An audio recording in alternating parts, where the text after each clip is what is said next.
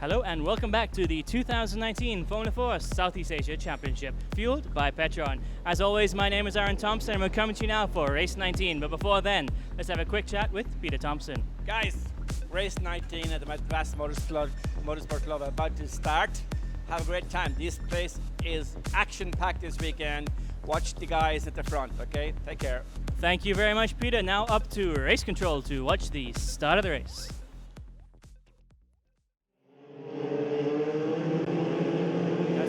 Schaffer, ladies and gentlemen, in the orange number 13 car. Of course, all these cars powered by Petron, but this car in particular is driven by Moise Mshaffer, a fantastic young athlete who's had a bit of bad luck here in the first three races. He was fastest in testing, but hasn't managed to make anything happen in the race results, but he may be set up to do just that now. He's starting at fourth and may be able to get up into second in the early stages. As you can hear, everyone's revving high, red lights are all on, and as they extinguish, there we go, we're underway. Fantastic start from Elias Sapanin in third position, up into second already. Mohamed Ibrahim a little bit slow away, while Luke Allen is trying to go around the outside of everybody at turn one, but Yash Adia beats him to the punch in his orange number 17, while Shihab Al-Habsi seems to get a better line, comes around the outside of the Indian as well. Can he make a stick through turn two? Yes, he does indeed. Beautiful driving. Looks like he's going to get up the inside of Sneha Sharma coming into turn three, as well as Elias Sapanin already up into first position before the end of the first sector, and Shihab Al-Habsi joining him just behind in second.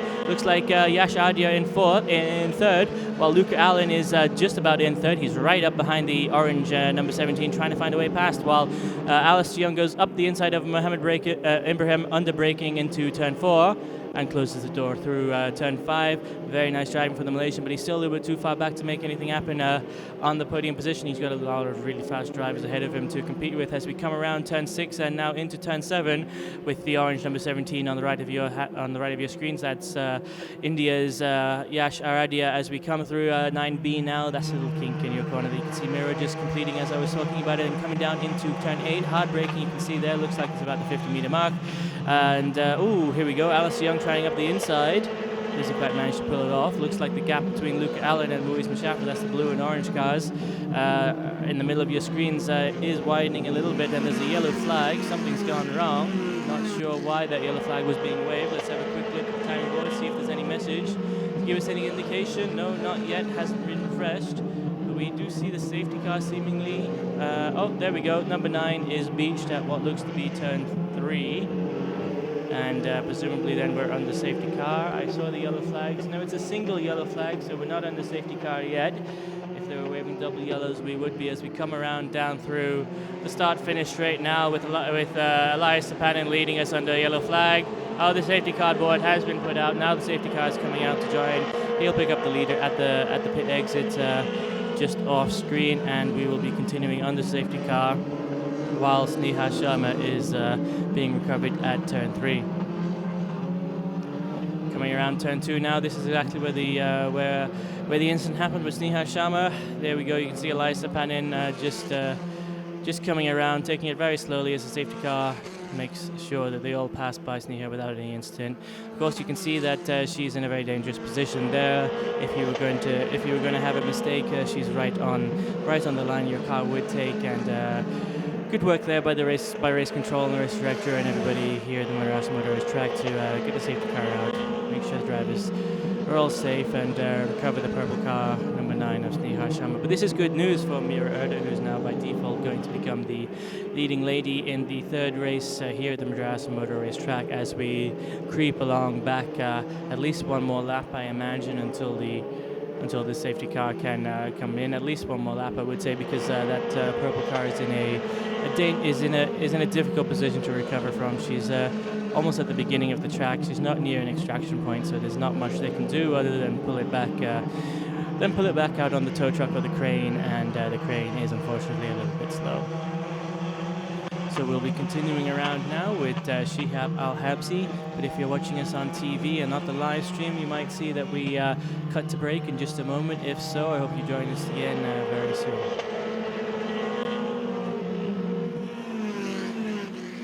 Continuing around turn 7 now with everybody proceeding in the order before they were when the safety car was deployed. That's Elias Sapanin, Shihab Al-Habsi, Yash Adia, Luke Allen, Moise Mshaffer, Alistair Young, Mohamed Ibrahim, Mira Erda, and of course Sneha Sharma unfortunately not able to finish this race. As we know, she was beached at turn 3. It would be wonderful to see a quick replay of what happened there, but I don't think we captured it on camera, or we would have seen it already. Coming up into turn 8 now, the safety car lights are still on. Yep, there we go, lights are still on, so that means we're going to have another lap on the safety car, I believe, as the crane still attempts to recover Smicha's car, which is beached at turn 3. But let's have a look at the time. So unfortunately, it was of course on the opening lap, so not much to say there, other than Shihab Al-Habsi ended up doing the fastest lap, or the fastest opening lap at 1:56.542. Good job to him. But I'm sure Elias Sapanen would have answered that very quickly, and I'm sure we'll get to find out in a few minutes when the safety car comes back in. Continuing around the Madras Motor Race track now with a beautiful procession of our colourful cars there. Of course, a very diverse grid. We've got Oman, we've got Finland, we've got India, we've got Ireland, Malaysia, and where else do we have? I mean, we've had everyone this year. We've had Sweden, we've had Denmark, we've had France. Everybody seems to be coming out to Asia to put their toe in the water and see what it's like out here, and maybe make a career of it for themselves. And of course, the MERITUS.GP team, who's behind the Formula 4 Southeast Asia Championship, they've been known for doing that for a long time now. Peter Thompson, the man behind the team, brought them out here back in '97, if I'm not mistaken, when he won his first race with Narain Karthik here, and actually at this track in the Formula Asia 2000 cars. Of course, Narain went on to become India's first F1 driver, and Thompson coined the phrase "the fastest Indian alive," which stuck with Karthikeyan until today. As we can see, though, the safety car lights are out, though, seemingly, as he comes through turn 1. Nope, they're still on. Sorry about that.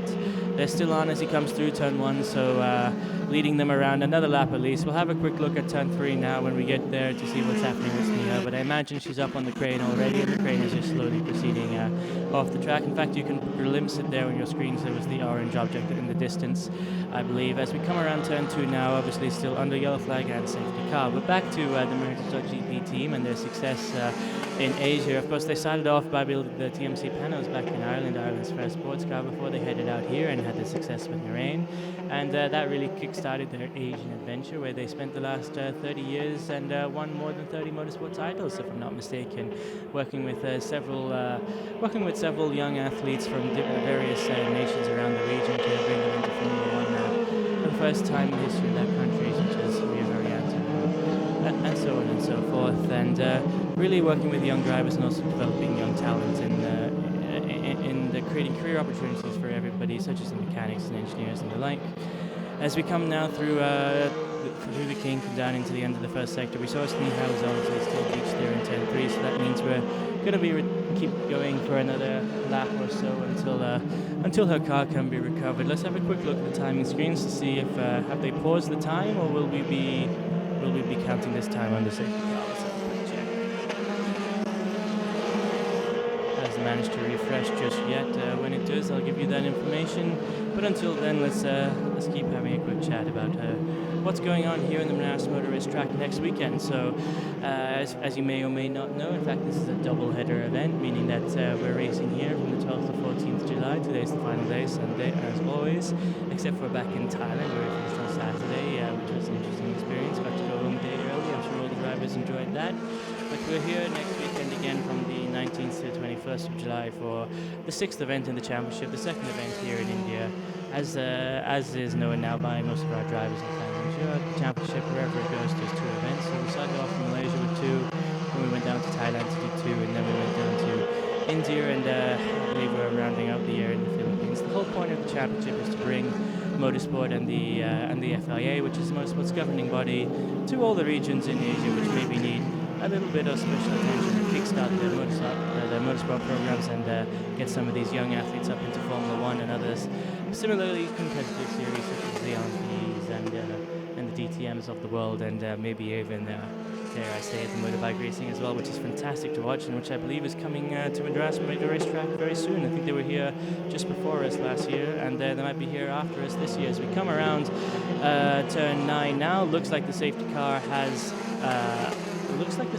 pulling away from the procession. I didn't notice if the lights were on or off, so we may be having a safety car coming in this lap. If we have a quick glance towards the front of the grid, we'll find that out. But in any case, Elias Panin may be controlling the pace now. If the safety cars come in, that means as we cross the start-finish line. Yep, the safety car's in the pit lane. I can see it now. So Elias Panin is controlling the pace as he crosses the start-finish line. We'll be back to racing as usual. Coming across the line now, the Finn leads us down in front of a procession of drivers coming through onto their first lap after the safety cars. Luke Allen there, a little bit bumpy through the first corner, trying to find a way past Yash Adi and Moise Mashaffer, hoping to spot a mistake that he can take advantage of, because Alistair Young is putting a lot of pressure on the back of that orange car, trying to make his compatriot hesitant at moving forwards. As you can see in the background, Destiny has been covered still, and we move through with Elias Panin leading the pack, of course, just ahead of Shiab Al-Habsi and Moise, and I should say Yash Adia, Luke Allen and Moise Mashaffer. Of course, Alistair Young still a little bit further back than he wants to be after winning the first race, especially the second race, which put him starting from last this time around, and there's a lot of competitive drivers here all pushing for the championship lead as Elias Panin takes us through corner 6 and now corner 7 down into the second sector of the lap of the circuit, I should say, and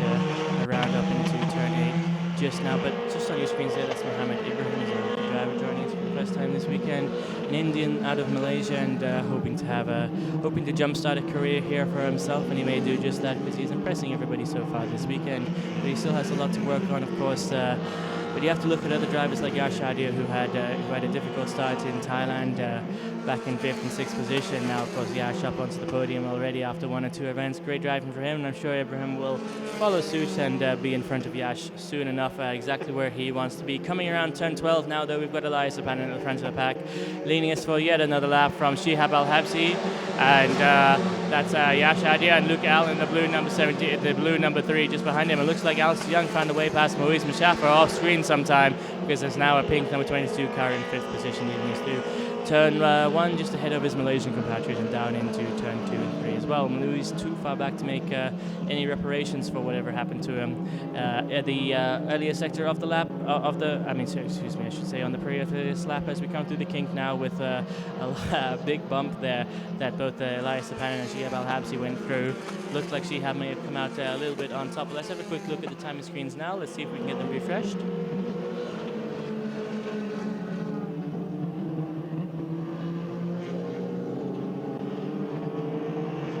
Not quite refreshed yet, unfortunately, as we return now to the action with Elias Panin leading the race once again, exactly where he wants to be. Fantastic weekend for him so far. If he keeps it up, he's going to have 2 race wins to his name, and that may be enough already to put him in the event champion position. Exactly what he wants to do. He's doing a 1:42.86 last time around, and Shihab Al-Habsi doing a 1:46.34. In fact, Elias Panin, fastest man on track at the moment by at least 0.3 of a second. Fantastic driving for him. Good to see him up at the front of the grid, because now he's not waylaid by any of the drivers, and he can really let loose and do exactly what he loves doing, and that's setting the fastest lap time of the race. As we come around what looks to be turn 11 now, up over the bridge, down into turn 12. Finishing lap as we come across the start-finish straight with Elias Panin once again in front of the grid in the red number 58 car, leading this race now for at least 12 minutes as we come down into sector 1, starting of course with turn 1, and Yash Adia, familiar hand here at this circuit, trying to make something happen, but too far behind Shihab Al-Habsi in front of him to actualize that goal. He's about a 10th slower last lap around, doing a 1:40.755. It's a good time, but it's not enough to close the gap, which is now 1 second between himself and the man in front of him, Shihab Al-Habsi. With 7 minutes left to go on the board, though, what would he need to do? Just over a 1/10 of a second a lap to catch up? That's entirely possible, but at the moment it's not quite happening for India's favourite son, but he could change that all this lap. Let's have a look at the sector times. Well, no, Shihab Al-Habsi goes fastest in the first sector by 0.2 of a second, so if and he's matching Yash in the second sector, so bad news for India there as we come now through 7B and up into turn 8. We'll see very soon if Shihab Al-Habsi has something to say about Elias Panin's blisteringly quick lap time. In fact, he does, because Elias Panin last time around said a 1:39.711, and Shihab answered with a 1:39.887. Sorry for the late update, but obviously we're just having our screens refreshed now, so some of the information that I passed to you previously was slightly out of date. but not to worry, it was just from the lap before, so it's still valuable to know. As we come around turn 10 now, with Shihab Al-Habsi in the red number 34 on your screens, hitting the apex very nicely there as he comes past turn 11, up over the bridge, down into turn 12. I've always wanted to see an overtake here. Not quite happened yet, but I'm sure they'll deliver soon enough. If not this weekend, perhaps next weekend, as we cross the start-finish straight once again with Elias Pan in the front of the pack. Shihab Al-Habsi in second position, and Yash Adia in the orange number 17 bringing up in third. Just behind him, though, Luke Allen and Alistair Young are fighting position. Luke Allen having not a fantastic weekend this time around, struggling a little bit on this circuit. We're not quite sure why. He's the championship leader at the moment, as far as I know, but we'll have to have a chat with him after this and see what he needs to do to get back up onto the top step off the podium, because he's not going to be happy until he does exactly that. As we come through the kink now with Yash Adia in the orange number 17 in third position once again, finishing out his first sector. Let's see if we can get these sector times updated, ladies and gentlemen, and see how everybody's doing on the lap, because this orange number 17 car that belongs to Yash Adia really needs to pick up the pace. He needs to be doing a tenth faster than Shihab Al-Habsi every lap if he wants to close into the Omani and get into second position by the end of the race. But with 5 minutes left on the board and a gap of more than a second, it's maybe not entirely possible any further for the Indian to pull that, to make that happen. And but you never know. I've been proven wrong before, and I'd love to be proven wrong again, because it's always fantastic to see these young athletes compete to the best of their ability. As Elias Fanning goes very wide, Shihab Al-Habsi and Yash Adia go even wider. They're really making use of every inch of the track, even the service roads. As we come up into turn 10 now with Yash Adia once again on screen, the orange number 17 being followed around by our cameraman on this lap, paying a little love to their local racing heroes. Elias Panin now back to the front of the grid. Elias Panin number 58 and red number 58 car, of course, coming across the start finish line once again. Let's have a look at the times as they cross the line, and they'll update in just a moment. But Shihab Al-Habsi still obviously in second position. You can see the gap is still significant. There's a second between first and second. There's a second between first and second, and Elias still setting the fastest lap time, 1:39.222 to Shihab Al-Habsi's 1:39.569, 3/10 faster. So Elias is only opening the lead, and Shihab failing to reel in the fin. As Yash Adia sets a 1:39.571. Again, it's just not enough. It's not enough to get himself up close to Shihab Al-Habsi and make something happen for second position. But it looks like Alistair Young, as we already know, is up into fourth. He found a way past Luke Allen, and he's found a way past Luke Allen, and he's now challenging for Yash Adia for third. But he's way too far back to make anything stick, or even to make an attempt. As we come through turn 7 and up into 7B, and continue racing here at the MERITUS Motor Race track for our third race this weekend, and fantastic 3 races it's been so far, and I can't wait to see what else happens this weekend. With 1 race remaining in 2 hours' time after the close of this session, we'll be rounding out the day, and of course naming the event champion very soon. As we come up down into turn 9B and into turn 10, a little bit of a different naming structure here at this circuit, but it's always interesting to try new things. We've got 9B, we've got 7B, and we've got the kink, and I kind of like those names. It gives me a little bit more to remember as we come around the MERITUS Motor Race track, and a little bit more to talk about as well. Coming through turn 12 now, though, is Elias Panin, or Shihab Al-Habsi, I should say. A little bit hard to tell them apart because they're both in red cars, and they're both always at the front of the grid, and they both got yellow-colored helmets. So as we come through turn 1 now, let's see if we can get these lap times updated and see if Shihab Al-Habsi has managed to do anything to reel in the fin. 1:39.525, 1:39.687. So Shihab Al-Habsi definitely responding, going faster, but not quite fast enough. Shihab found some time in the first sector, setting the fastest first sector of the race so far, 32.311. Interestingly to note, fastest second sector of the race was 41.394, set by Alistair Young. So Alistair really has the pace this weekend. He's really making things happen for himself, as we know already. He's won the second race, and he's set himself up nicely to be fourth in the third race. So it's good news for him. Actually, let's have a quick think about the championship standings. He's won 1 race. Elias has won 1 race. Elias was in 4th or 5th in the last race, so Alice was actually in competition for the event championship. Good news for Malaysia as we come around turn 8 and down into turn 9 now. That's turn 7 and turn 7B as that orange car there, that must be Moise Machaffer trying to make a move on Luca Allen. Indeed, it is the orange number 13 car. Alistair Young's compatriot Moise Machaffer dancing around behind Ireland's Luca Allen, who's cooking up a storm, trying to find his way back to the front of the grid here and onto the lead of the championship, as Mohammed Ibrahim driving fantastically this race to keep up to Moise Machaffer, who has more than a full year's experience. He has he did the entire 2018 championship, an event or two in 2017, and he's done 5 events so far this year.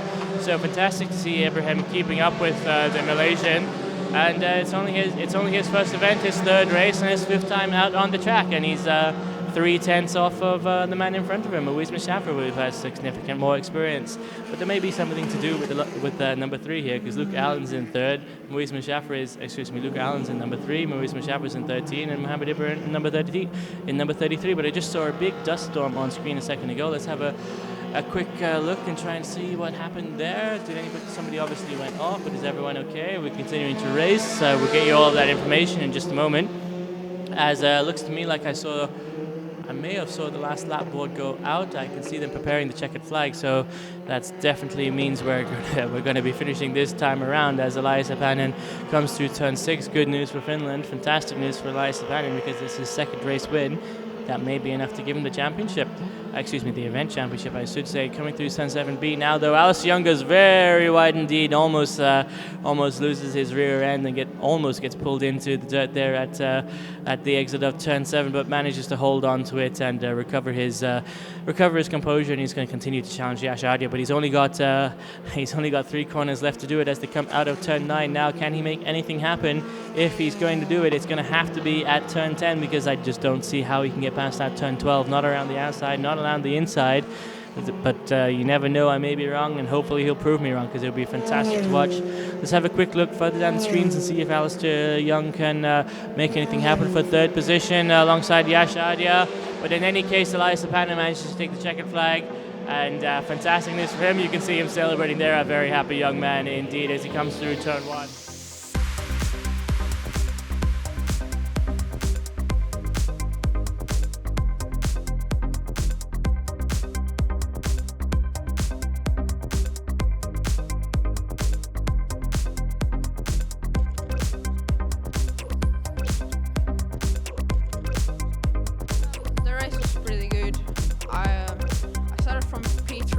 Got the lead for the first corner, and then I managed to pull away the car, and then the safety car came out again, and yeah, after that it was I think only 1 lap, so yeah, it was quite a good race. Yeah, I would like to thank my sponsors and everyone who support me. Yeah, so race 2 wasn't very good, so in race 3 I had to start from the back. So I think I started 6th or 7th. Yeah, I had a really good start. Yeah, I was 2nd in the 3rd corner. Yeah, I tried to manage my tires and be consistent every lap. And yeah, I'm really happy about the race and trying to score as maximum points as I can this weekend. Yeah, I had actually a good start. So yeah, it's like there were so many crashes in the start, but yeah, I tried to get out of trouble and be safe. I'm really happy that finally after 9 years I could come back. I mean, I could come here and race. I really wanted to know how the circuit feels, so yeah, it was pretty good. I was not expecting the race to go this well because I wanted to fight with the pack, but I couldn't do that. So hopefully I can just work more harder next time and try to do better. The end of the race, so thank you very much for watching, and I hope to see you again next time.